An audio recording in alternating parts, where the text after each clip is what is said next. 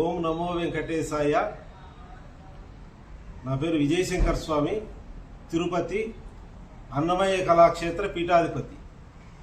ఈరోజు బీఆర్కే ఛానల్లో పూజ్యులు మా గురుసమానులైనటువంటి రమణమూర్తి గారి పైన చెప్పుతో తాడి చేయడం అనేటువంటిది జరిగింది.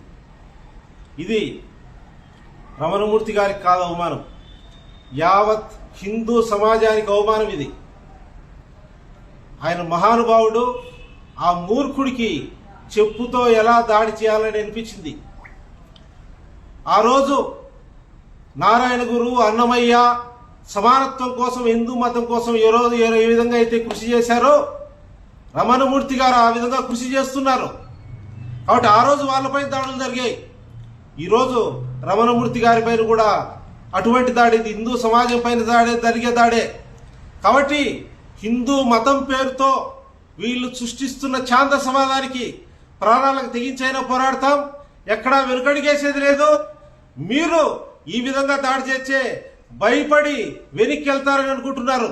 వేలాది మంది హిందువులు కదలి వస్తారు. ఈ దాడి వెనుక ఎవరున్నారో, ఎవరు చేయించారో యావత్ భారతదేశానికి అంతా కూడా తెలుస్తుంది. ఇది రమణమూర్తి గారి మీద జరిగింది కాదు, భగవంతుడి మీద జరిగి హిందూ మతం మీద జరిగినటువంటి దాడి. కనుక యావత్ హిందూ సమాజం అంతా కూడా రమణమూర్తి గారికి అండగా నిలుస్తుంది. ఇటువంటి కశ్యపు రెడ్డి అనేటువంటి వ్యక్తి కాషాయ బట్టలు వేసుకోవడానికి కానీ, హిందూ మతం పేరు చెప్పడానికి కానీ అనర్హుడిది.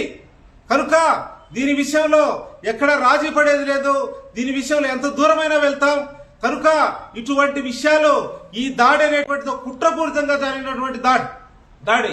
ఎందుకంటే రమణమూర్తి గారు చెప్పేటువంటి విషయాలన్నీ కూడా మీరు వినండి. ఆ వాస్తవాలకు హిందూ మతాన్ని వాడుకున్నటువంటి కొద్ది మంది దొంగలు చేసినటువంటి దాడి. దీన్ని నేను అన్నమయ్య కళాక్షేత్ర పీఠాధిపతిగా చెప్తున్నాను. ఈ విషయంలో ఇటువంటి ఛాందసవాదులతో ప్రాణం పోయినా వెనుకడుగేయం, అవసరమైతే ప్రాణమైనా వదులుతామని చెప్తున్నాం.